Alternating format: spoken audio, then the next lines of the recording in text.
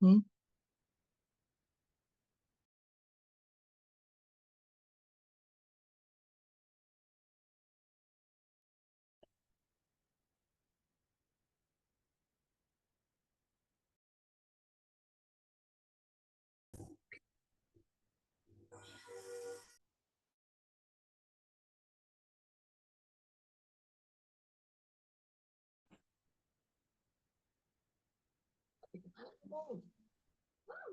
Nanti sebelumnya, kamu harus tahu lebih dulu perbedaan antara cloud dan cloud.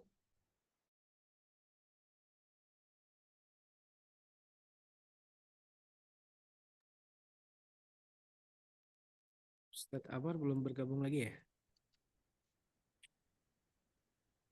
Iya, Ustadznya belum masuk lagi nih. Oke.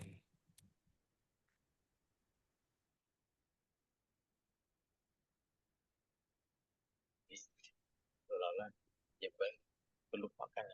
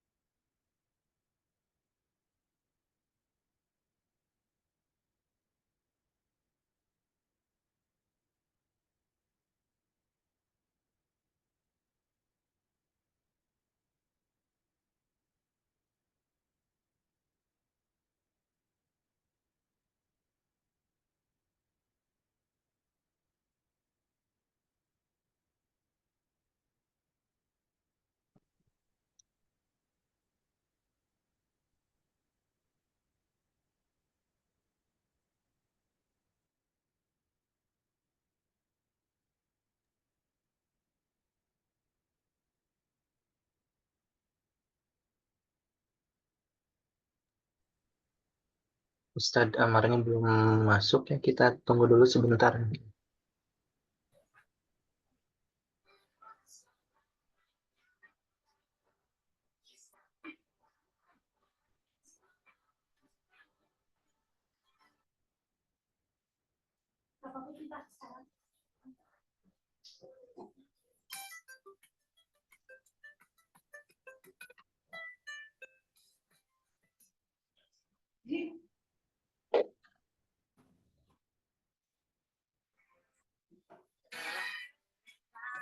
Ustadz Amarnya belum gabung lagi ya?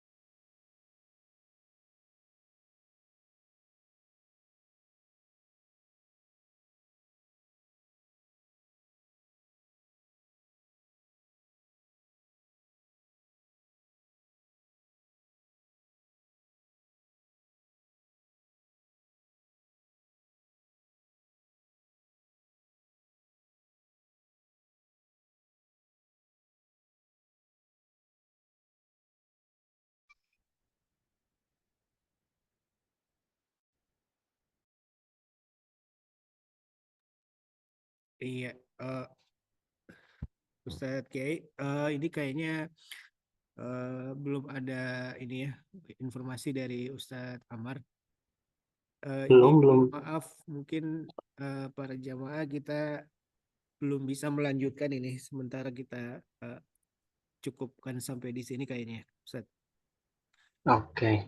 Ya, Afwan ini jamaah ada trouble teknis yang ada. Oh, itu ada Sudah, Ustadz Amarnya sudah, udah sudah. udah masuk tuh. Alhamdulillah sudah gabung lagi. Ya, Her. Iya, Ustadz, baik, boleh baik, dilanjut? baik. Ya, Nah, gimana Ustadz? ya biasa ya lika-liku perjuangan dalam menuntut ilmu. Iya, Sabar. iya. Kemudian di tahun gajah, jadi ketika tahun itu kelahiran Rasulullah Shallallahu Alaihi Wasallam ada kejadian yang luar biasa yaitu kejadian gajah. Makanya eh, tahun kelahiran Nabi itu disebut tahun gajah. Seandainya pada saat itu Abrahah menyerang Ka'bah Al-Mukarramah dengan menggunakan pasukan kuda, ya otomatis pada tahun itu juga disebut tahun kuda. Jadi itu adat orang Arab jahiliyah pada saat itu. Mulai dihitung Hijriyah itu atas ide dari sahabat yang mulia, mertuanya Nabi juga, yaitu Umar bin Khattab radhiyallahu taalaan. Setelah dihitung dari proses hijrahnya Rasulullah Shallallahu Alaihi Wasallam dari Mekkah Al-Mukarramah menuju Madinah Al-Munawwarah. Nah, itu baru dihitung dengan hijriyah atau sejak hijriahnya. Kemudian jamaah yang dirahmati oleh Allah Subhanahu wa taala itu kelahiran dari Nabi Shallallahu alaihi wasallam. Kemudian setelah lahir baru timbul permasalahan kembali, yaitu keadaan orang Arab pada saat itu. Mereka mempunyai adat untuk menitipkan anaknya yang balita dengan memberikan balita tersebut kepada para ibu-ibu yang menawarkan ya, asinya kepada anak-anak dari sadah, anak-anak tuan-tuan dari suku Quraisy. Jadi Rasulullah Sallallahu Alaihi Wasallam jadi hawadinuhu ghairu ummih, yang menyusui Nabi Shallallahu Alaihi Wasallam selain ibunya. Jadi arda'athu maulatun abihi ummu Aiman.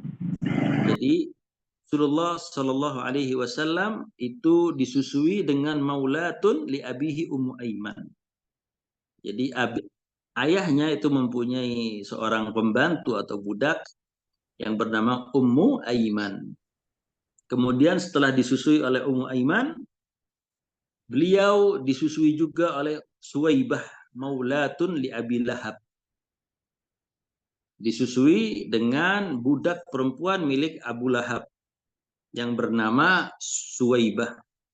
Jadi Abu Lahab itu masih memiliki kebaikan, yaitu memberikan izin kepada budaknya Suwaibah untuk menyusui dari ponakannya, meskipun nanti ketika Nabi Muhammad mendakwahkan Islam, jadi dimusuhi oleh Abu Lahab. Kemudian jamaah yang dirahmati oleh Allah, thumma istardo'a fi Bani Sa'ad bin Bakar. Kemudian Rasulullah Shallallahu Alaihi Wasallam itu disusui di Bani Sa'ad bin Bakar. Arda'athu Halimah bintu Abi Du'aib. Halimah ini ketika datang ke Mekah mencari anak-anak pembesar Quraisy tidak dapat, karena Halimah adalah orang yang terakhir, nggak dapat anak balita lagi yang untuk disusui. Akhirnya Halimah ini menerima Nabi Muhammad dengan sikon dia adalah anak yang yatim. Anak yang yatim bagaimana nanti akan membayarnya? Ya sudahlah, daripada tidak dapat pulang ke kampungnya, nggak dapat apa-apa, Halimah menerima bayi yang mulia ini, Sallallahu Alaihi Wasallam. Wa subhanallah, ketika perjalanan pulang, Halimah Sa'diyah itu menaiki sebuah onta, seekor onta, yang onta tersebut berjalan lebih kencang di antara rombongan-rombongan wanita-wanita yang lain dari suku-suku Baduy, suku-suku pedalaman Arab itu didahului. Akhir tapi datang terlebih dahulu di kampungnya. Dan sesampai di kampungnya, keberkahan dirasakan oleh Halimah Sa'diyah suaminya.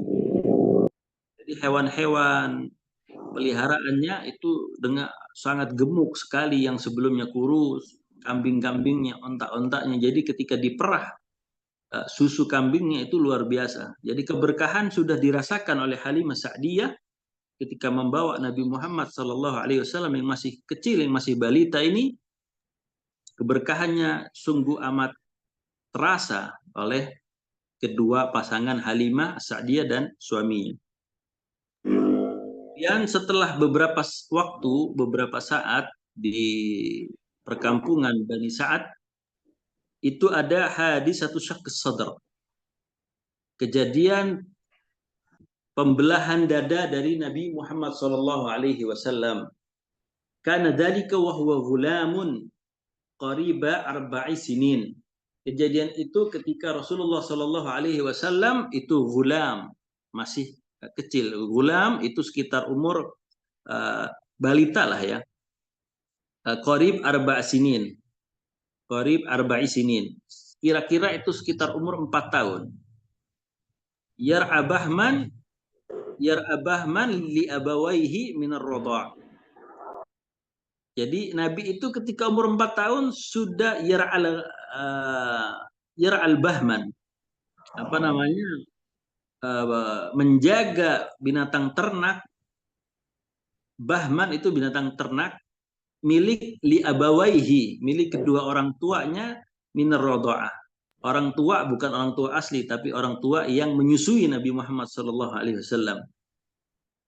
Summa ba'daha radduhu ila ummihi. Dan setelah kejadian itu dikembalikan Nabi Muhammad kepada ibunya. Karena Halimah takut ya, ketika itu banyak yang menyaksikan juga anak-anak kecil katanya Muhammad telah dibunuh, Muhammad telah dibunuh ya. Itu teriak-teriak ya.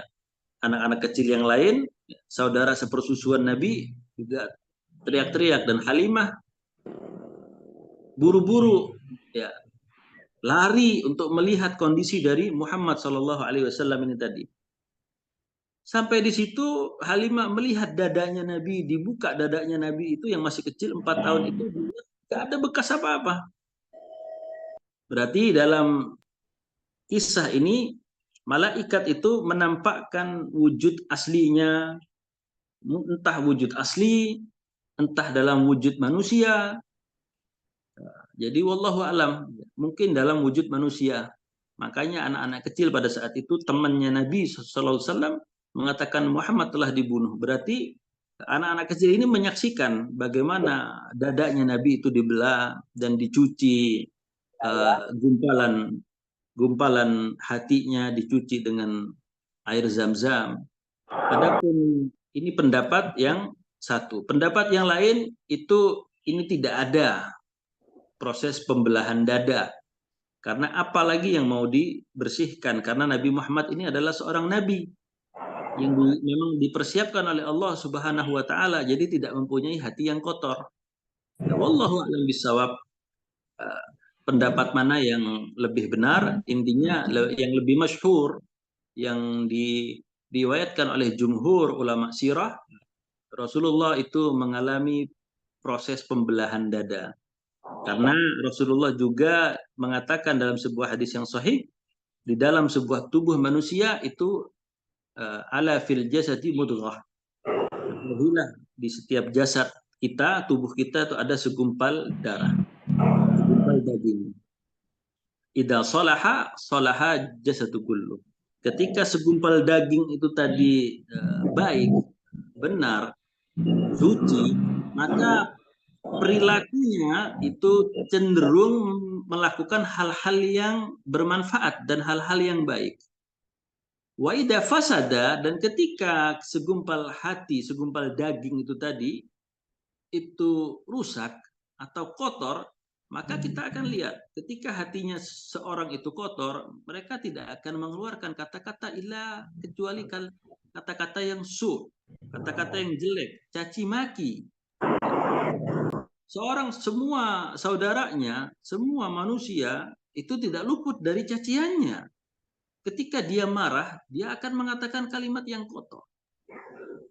Ketika dia bercandanya juga menggunakan kalimat yang kotor. Maka ketahuilah, kalau ada seseorang yang selalu berkata kotor, baik dalam sikon marahnya atau sikon bercandanya, itu perlu diberikan tanda tanya yang besar bagaimana hatinya.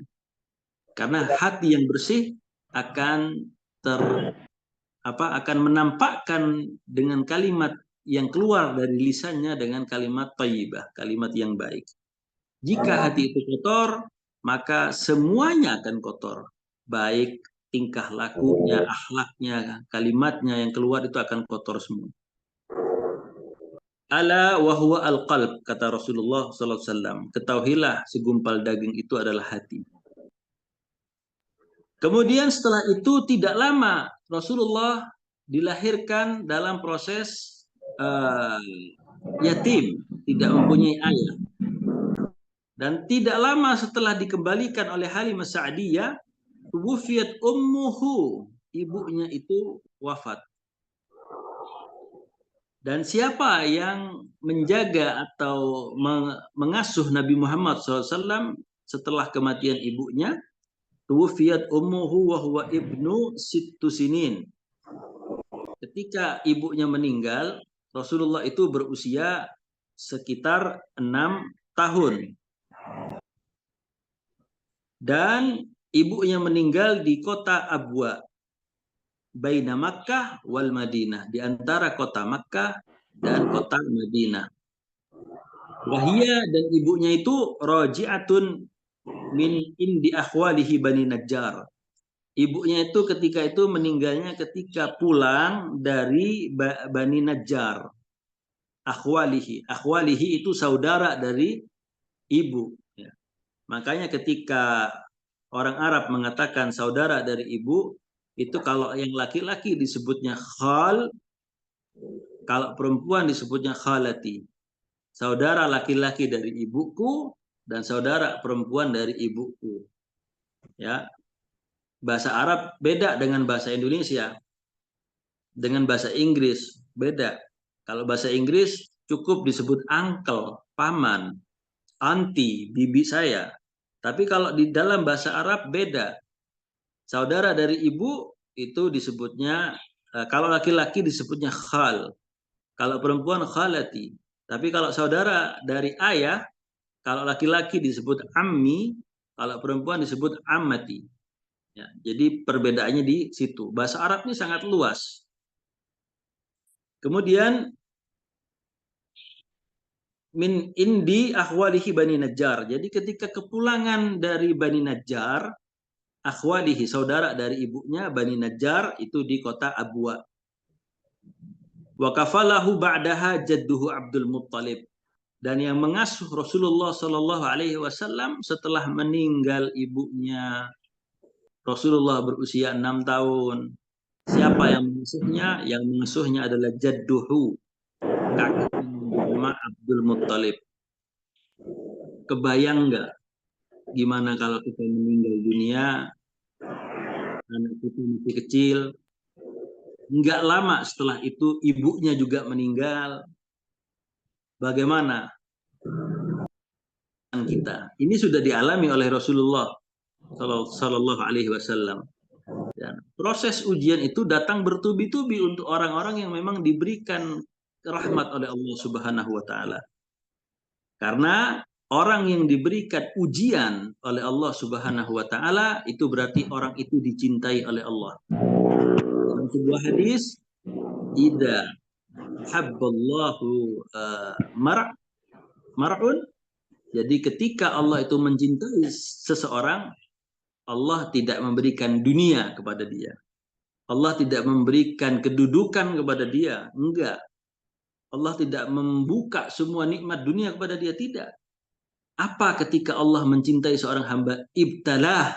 Allah itu memberikan ujian kepada hamba tersebut. Ya. Ketika kita diberi ujian, itu berarti Allah sayang sama kita. Bukan Allah, ya Allah kenapa Allah jahat sekali itu kan. Nggak ada sifat jahat.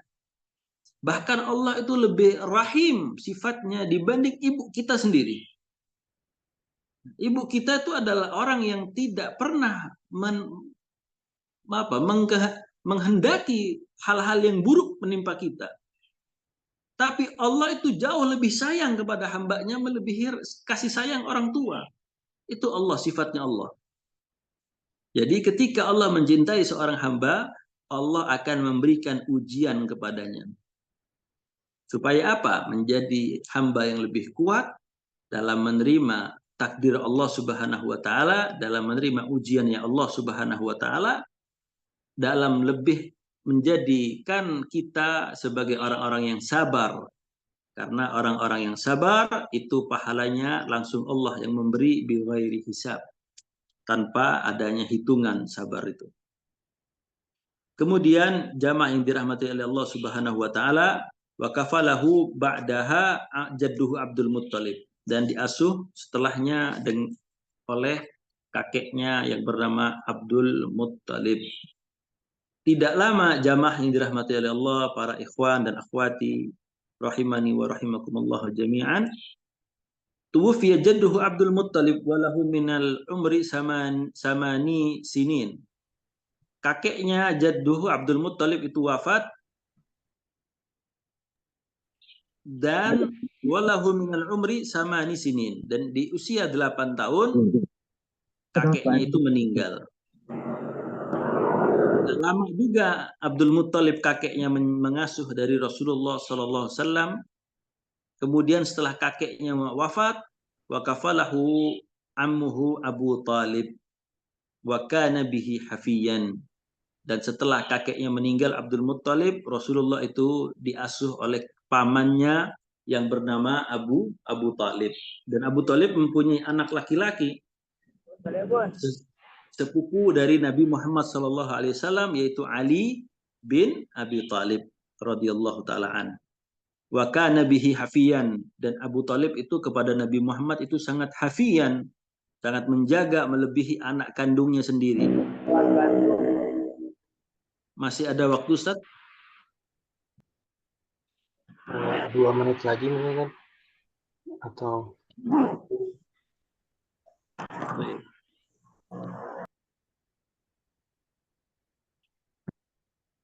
Setelah itu kita sering mendengar bahwasanya Nabi Muhammad itu berdagang ke negeri Syam, Kita bahas.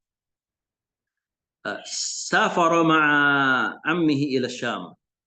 Walahu minal umri isnana asyar sanatan. Dan Rasulullah Shallallahu Alaihi Wasallam itu ketika usia 12 tahun, Rasulullah ikut pamannya ke negeri Syam. Tapi tidak sampai ke negeri Syam. Wa fiha, dan di perjalanan itu ra'ahu Bahayra ar-rahib, bertemu dengan seorang pendeta rahib yang bernama Bahirah atau Buhairah. Wa ra'a fihi a'laman nubuwah, dan pendeta ini melihat tanda-tanda kenabian yang berada di fisiknya Nabi Shallallahu Alaihi Wasallam. Jadi ada tanda-tanda kenabian yang ada di tubuhnya Nabi Shallallahu Alaihi Wasallam. Ya, ketika berjalan Rasulullah itu tidak tersentuh dengan panas secara langsung. Ada selalu awan yang mengikuti Rasulullah kemanapun Rasulullah pergi. Kemudian dari matanya, dari tanda di belakang pundaknya sini itu ada gumpalan daging, ya. Akhirnya apa? Karena pendeta ini tahu tentang kitab-kitab dahulu yang menyatakan bahwa nanti akan muncul Nabi akhir zaman dengan tanda seperti ini, seperti ini. Maka tidak kaget bahwa mereka, orang-orang pendeta ahlul kitab ini, lebih mengetahui bahwa ada Nabi terakhir nanti dengan tanda-tanda seperti ini dibanding orang musyrikin Quraisy itu sendiri, ya, yang Nabi Muhammad juga dari Quraisy. Wa amara ammahu biraddihi, dan menyuruh pamannya untuk balik lagi ke Makkah. Jangan sampai pamannya ini membawa Nabi Muhammad masuk ke negeri Syam. Karena apa? Karena ketika masuk ke negeri Syam, dan negeri Syam itu kita sudah bahas kemarin pertemuan sebelumnya, 4 negara. Yang pertama Suriah, yang kedua Lebanon, yang ketiga Palestina, yang keempat Yordan. Bayangkan 4 negara itu dulu wilayahnya jadi satu, disebut negeri Syam. Dan ini negeri Syam dikuasai oleh orang-orang Romawi. Dan Romawi itu ada 2. Yang pertama Romawi Timur yang menguasai Syam dan Konstantinopel, Turki sekarang itu sebelum ditaklukkan oleh Muhammad Al-Fatih. Dan yang kedua Romawi Barat. Romawi Barat itu yang kemarin tokohnya datang ke Indonesia. Jadi disuruh jangan sampai masuk ke negeri Syam. Negeri Syam itu banyak pendeta, banyak orang-orang Yahudi. Khawatir atas keselamatan Muhammad ini. Jadi seperti itu. Wallahu taala alam bisawab. Mungkin kalau ada pertanyaan yang bisa saya jawab, insya Allah akan saya jawab.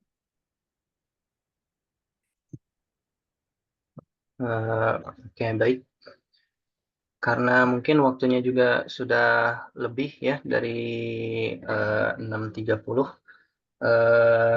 Untuk sesi tanya jawab mungkin bisa di lain waktu mungkin ya, Ustaz.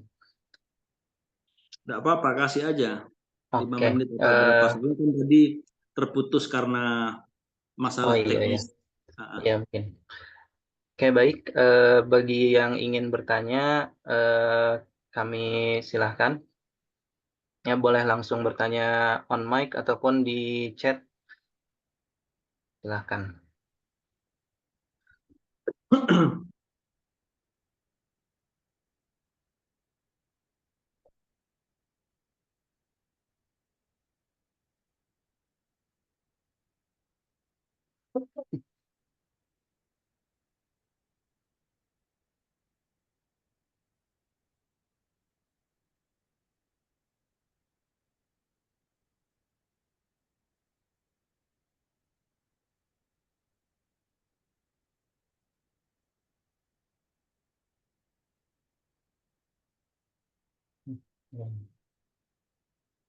Oke. Mungkin karena tidak ada yang bertanya, kita cukupkan sampai sini mungkin ya, Ustaz. Nah, Oke. Masya Allah ya, ilmu yang telah disampaikan. Jazakumullah khairan kasiran atas ilmunya ya Ustaz. Semoga apa yang disampaikan ini menjadi amal jariah bagi Ustaz dan semoga amin. bermanfaat dan menambah kecintaan kita kepada baginda Nabi Muhammad SAW ya. Terlebih utama di bulan ini, di bulan Rabiul Awal, bulan maulidnya Nabi. Oke. Mungkin selanjutnya itu doa ya Ustaz. Mungkin kami mohon pada Ustaz untuk berkenan memimpin doanya. Silakan. Taib.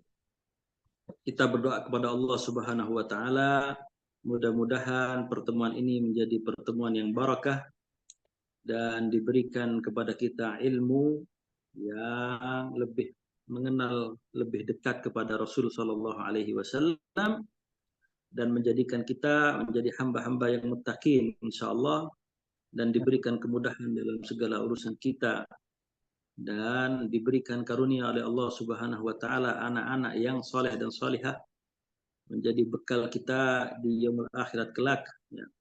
Kita berdoa dengan doa yang sudah ma'ruf, semua orang sudah tahu dan ini doa juga mengandung makna yang sangat luas ya. Bismillahirrahmanirrahim.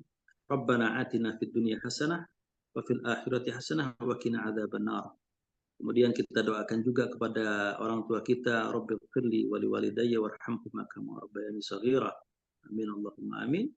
Taib, kita tutup dengan membaca doa kafaratul majlis agar majlis kita oleh Allah Subhanahu wa taala. Taib, kita tutup dengan bacaan kafaratul majlis. Subhanakallahumma bihamdika asyhadu an la ilaha illa anta astaghfiruka wa atubu ilaik. Kalau ada kesalahan kata itu datangnya dari ana pribadi karena ana adalah manusia yang tidak luput dari salah dan dosa. Jika yang ana sampaikan itu kebenaran, maka kebenaran datangnya dari Allah Subhanahu wa taala.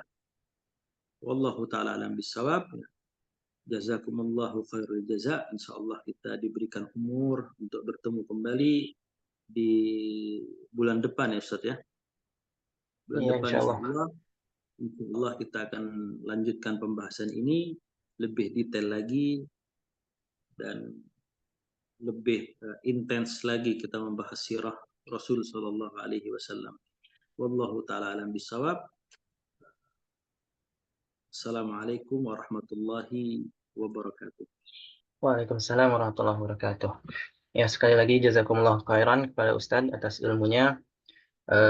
Insya Allah, meskipun tadi ada kendala teknis, ya tidak mengurangi keberkahan ataupun manfaat yang bisa kita ambil dari kajian ini. Mungkin sekian, saya sebagai MC, mohon maaf atas apabila ada kata-kata yang kurang berkenan. Kita tutup dengan hamdalah, alhamdulillah rabbil alamin, istighfar, astagfirullahalazim, dan doa kafaratul majelis. Subhanakallahumma wa bihamdika, asyhadu an la ilaha illa anta, astaghfiruka wa atubu ilaik. Ya, syukran kepada semua jemaah yang telah hadir. Wassalamualaikum warahmatullahi wabarakatuh.